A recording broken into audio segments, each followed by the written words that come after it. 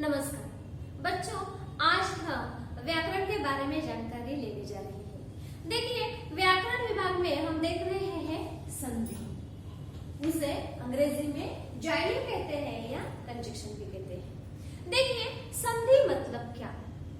जब शब्दों में दो ध्वनियां इकट्ठे आती हैं और उससे अलग शब्द बनता है, तब उसे हम क्या कहते हैं?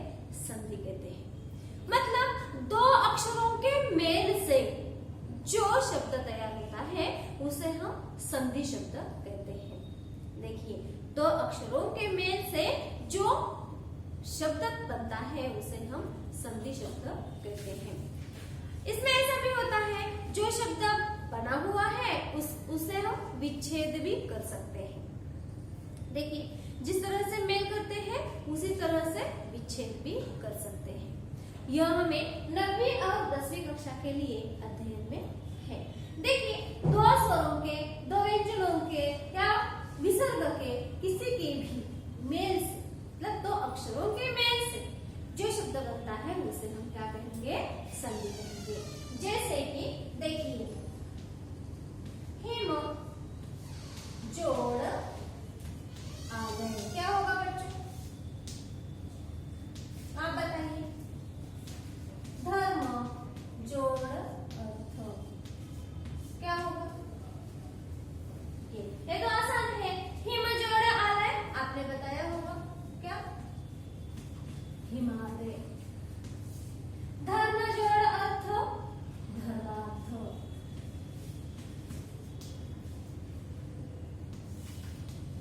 देखिए, धर्म जोड़ अर्थ, धर्मार्थ। देखिए, हिम जोड़ आलय, हिमालय। यहाँ पर दो शब्द जो है इकट्ठे आ गए और उसमें अगला जो शब्द बन गया है वो अलग ही बन गया है ना? हिम आलय, हिम आलय ऐसा हम लिखते हैं क्या? नहीं, तो हिमालय लिखते हैं। धर्म अर्थ, धर्म अर्थ ऐसा लिखते हैं क्या? नहीं, धर्मार्थ ऐसा हम लिखते हैं। तो यहाँ पर ए जो म है इसमें अ है और ए जो म है इसमें भी अ ही है, बराबर। यहाँ पर क्या है? आ है। पहला वाक्य देखिए, इसका हम ले रहे हैं। यहाँ पर जो म है इसमें अ मौजूद है, हमें पता है। ये जो स्वर होते हैं यह जो स्वर है यह हर एक व्यंजन में मौजूद है, बराबर, क्योंकि क ख ग ऐसा होता है। इसमें जब हम अ मिलाते हैं तभी वह क कहलाता है, बराबर। तो ये जो म है यह म ऐसा है, इसका मतलब यह म होने के लिए, यह म होने के लिए इसमें यह स्वर मौजूद है। इसी कारण यह प्राकृतिक अ तो दिखता नहीं, लेकिन अ कैसे है यह तो आपको पता है। म में अ है, लेकिन अ, अब यहाँ पर स्वर पहला आ ही है, तो अ जोड़ आ बराबर उसका क्या हुआ? आ हुआ, बराबर। अ जोड़ आ बराबर क्या हुआ है? आ हुआ है। और यहाँ पर अ जाकर उसका आ जो है, आ का चिन्ह कैसा है बच्चों? इस तरह का। तो यह चिन्ह यहाँ पर आ गया और इसी कारण क्या हुआ? हिम जोड़ आ, इसी कारण यहाँ पर अ आ गया और सिर्फ आ रहा और हिमालय ऐसा एक ही शब्द बन गया। इसी तरीके से यहाँ पर भी अ है, इनका आ बना और धर्मार्थ ऐसा हो गया। मतलब दो स्वर हो या स्वर व्यंजन हो या विसर्ग स्वर हो, विसर्ग व्यंजन हो, कौन से भी जब इकट्ठे आते हैं तो उनसे क्या बनता है, यह आज हम पढ़ने वाले हैं। समझ गए? तब किसे कहते हैं संधि, यह आप समझ गए होंगे। अब इनके जो भेद है इसे हम देखते हैं। संधि के कुल मिलाकर 3 भेद हैं। कितने भेद है? बच्चों 3 थे। कौन कौन से? देखो, पहला है स्वर संधि। पहला है स्वर संधि, दूसरा है व्यंजन संधि,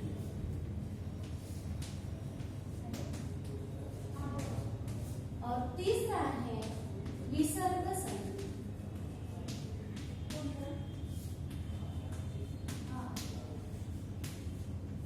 ठीक है, अब हम स्वर संधि के बारे में जानकारी लेते हैं। स्वर संधि मतलब क्या? देखिए, स्वर संधि मतलब दो स्वरों के मेल से, स्वरों के ही मेल से। स्वर कौन कौन से हैं? अ, आ, ई, उ, रू, ए, ऐ, ओ, आ। ठीक है, तो ये जो स्वर है, इन स्वरों के मेल से जो शब्द बनता है उसे स्वर संधि कहा जाता है। पहले हम स्वर संधि के बारे में ही जानकारी लेने वाले हैं। देखिए, दो स्वरों के मेल से जो शब्द बनता है उसे हम स्वर संधि कहते हैं। अभी हमने हिमा जोड़ा आलय, हिमालय, अ, आ, यही स्वर ही देखा है। धर्म जोड़ा त, धर्मात, यह भी स्वर संधि ही है। बराबर, तो इसमें कौन कौन से नियम हैं और फिर से इसके कौन कौन से भेद हैं, यह भी हम देखने जा रहे हैं। तो पहले बच्चों, हम यहाँ पर ये जो स्वर है यह लिख कर लेते हैं, ताकि आप अच्छी तरह से समझ जाएंगे कि किस तरह से नियम बने हुए हैं। देखिए, स्वर कौन कौन से हैं? ओ, आ, ई मतलब दीर्घ है, ये सजाती यही है सभी। उ, रू, ए, ऐ, ओ और औ। है, लेकिन नियमों में सिर्फ यहाँ तक ही हम स्वर देखते हैं। देखिए, यहाँ पर स्वर के फिर से 5 भेद हैं। ये भेद हमें ध्यान में रखने की आवश्यकता नहीं है, लेकिन हमें पता होने चाहिए। देखिए, इसके कौन कौन से 5 भेद हैं? एक है दीर्घ संधि, दूसरा है गुण संधि, तीसरा है वृद्धि संधि, चौथा है यन संधि और पांचवा है अयादि संधि।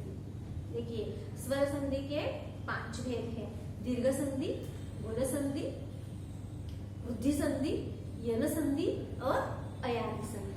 ठीक है, तो किस तरीके से ये जो इसके नियम है यह कैसे बनते हैं यह हम देखते हैं। मैं इसका पहला है, कौन सा है? दीर्घ संधि।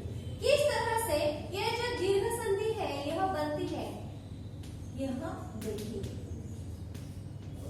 इसी तरह देखिए बच्चों, यहाँ पर एक सजातीय है,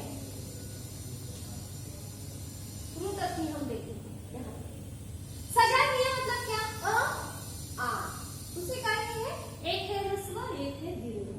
ह्रस्व दीर्घ, ह्रस्व दीर्घ, अ, आ, ई, उ, बराबर। तो दीर्घ संधि में यही नियम आते हैं। क्या?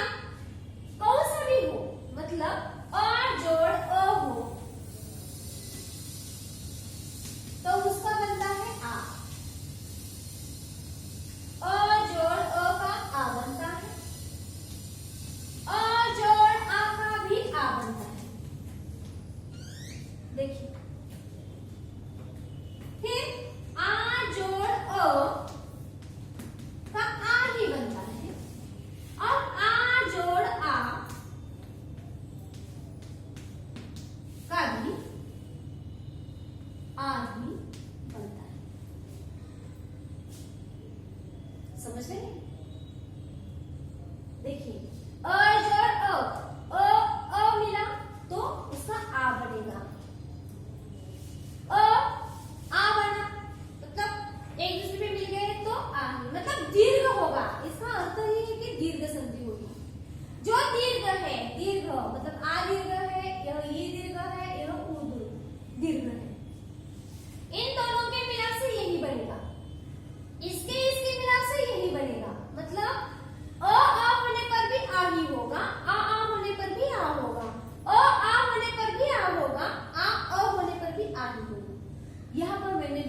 दिया है। देखिए इसके उदाहरण, मत जोड़ अनुसार क्या होगा? मतानुसार। देखिए बच्चों, यहाँ पर पहले बार ही आप अगर अच्छी तरह से समझ गए तो बाकी के सभी उदाहरण आप झट से समझ जाओगे। देखिए यहाँ पर मत में क्या है? यहाँ पर ओ है, यहाँ पर क्या है? ओ है। इसका क्या बना? आ बना। तो यहाँ पर आ का चिन्ह कौन सा है? यह है, बराबर। तो यहाँ पर मत मतलब अ जोड़ अ, उसका हुआ आ, यहाँ पर क्या हुआ? आ, यही चिन्ह है। मत अनुसार ऐसा न लिखते हुए हम क्या लिखेंगे? मतानुसार, बराबर, मतानुसार। समझ गए किस तरह से संधि होती है? संधि कैसे होती है इसके बारे में आप ध्यान दीजिए। पहला हमने क्या देखा? अ जोड़ अ बराबर आ, मत जोड़ अनुसार बराबर मतानुसार। अगला देखिए अ जोड़ आ। देखिए हमने यहाँ पहले देखा है हेमा जोड़ आलय, क्या होगा बच्चों? अ जोड़ आ, क्या होगा? आ ही होगा। अ जोड़ अ, आ हुआ। अ जोड़ आ हो, क्या होगा इसका? हिमालय। समझ रहे हैं? अगला देखिए आ जोड़ ओ, आ जोड़ ओ, क्या हुआ? आ ही हुआ। तो आ परीक्षा जोड़ अर्थी, परीक्षा जोड़ अर्थी, क्या होगा? परीक्षार्थी।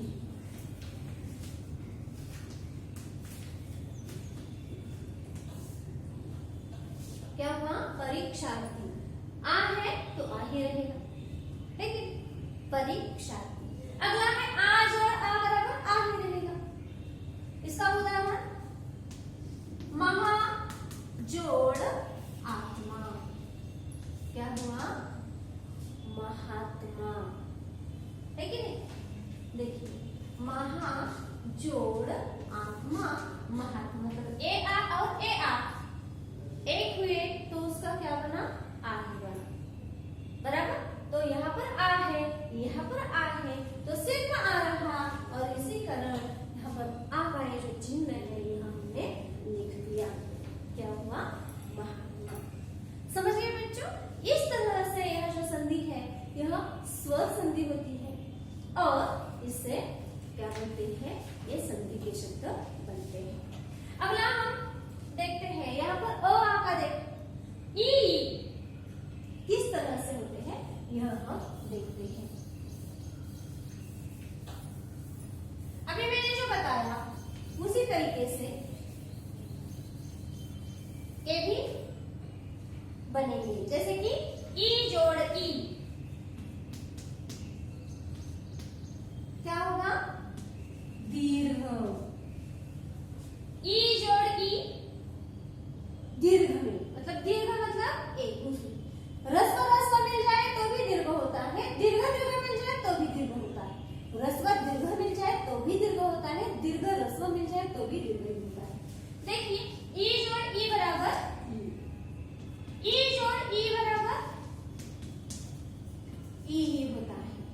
देखिए ई जोड़ ई बराबर ई होता है, और ई जोड़ ई यह भी ई ही होता है।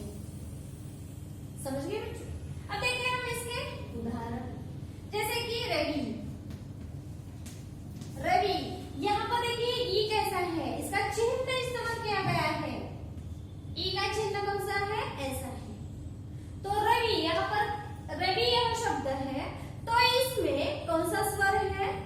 ई। आप कहेंगे यहाँ पर म है मतलब व्यंजन, नहीं, यहाँ पर ई है, रवि, अंत में ई कहते हैं हम, रवि, रवि मतलब ई है, ह्रस्व ई है।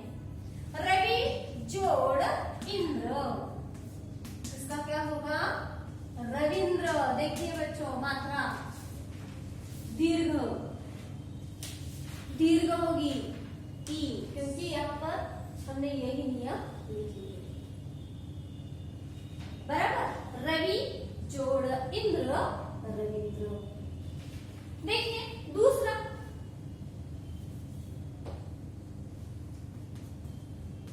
सती जोड़ ईशो। देखिए सती, ती ई पहली, यहां पर ई दीर्घ है, मतलब ह्रस्व जोड़ दीर्घ मतलब दीर्घ ही हो, तो यहां पर क्या होगा? सतीश।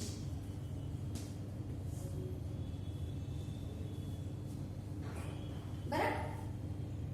अब देखिए यहां पर नदी जोड़ ईश, यहां इसका उदाहरण लेते हैं। पत्नी जोड़ इष्ट, इसका देखिए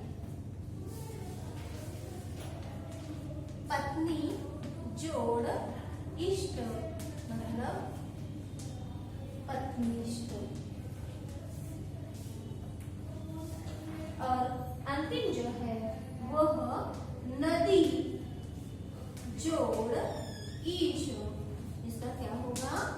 नदीश।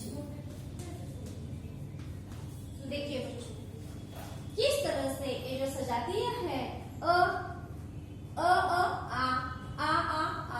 इसी तरह से ई दीर्घ ई। दीर्घ का अर्थ समझ लीजिए, दीर्घ संधि जो भी है वह दीर्घ ही बनेगी। समझ गए बच्चों? अब ऊ के बारे में जानकारी लेते हैं। अब यहाँ बहुत मात्रा में हुआ, हम ऊ के दो ही उदाहरण लेते हैं और अगले नियम के ओर बढ़ते हैं। देखिए मैंने क्या कहा? ऊ जोड़ ऊ बराबर ऊ। इसका उदाहरण भानु जोड़ उदय बराबर भानुदय। देखिए ऊ यहाँ पर ऊ, ये जो मात्रा है यह ह्रस्व ऊ की है, यहाँ पर ऊ ही है। इन दोनों के मेल से क्या हुआ? दीर्घ ऊ हुआ। इसी कारण यहाँ पर कौन सा शब्द हुआ? भानुदय। समझ रहे हैं बच्चों भानुदय कैसे बना? देखिए ऊ, यहाँ पर ऊ और ऊ बराबर क्या होगा? ऊ। इसका देखिए उदाहरण अंबु जोड़ ऊर्जा, इसका क्या होगा? अंबुर्जा। देखिए यहाँ पर क्या है? ह्रस्व है, यहाँ पर दीर्घ है, दोनों मिलकर दीर्घ ही बनेंगे। इसी कारण यहाँ की जो मात्रा है यह दीर्घ की ही आएगी। समझ गए? अगला देखिए ऊ जोड़ ऊ बराबर ऊ ही होगा। इसका उदाहरण देखिए वधु जोड़ उत्सव, वधु जोड़ उत्सव, इसका क्या होगा? वधुत्सव।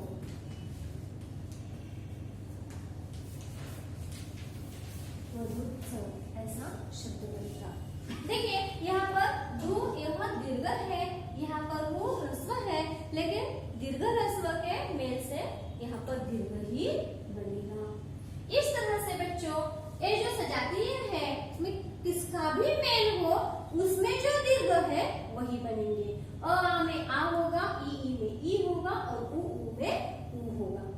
समझ गए? दूसरा हम भेद देखते हैं गुण संधि, यह हम देखने वाले हैं। लेकिन बच्चों अगली तासिका को ये सभी जो है गुण संधि है, अयादि संधि है, यन संधि है, इसके बारे में हम जानकारी ले लेते हैं। धन्यवाद।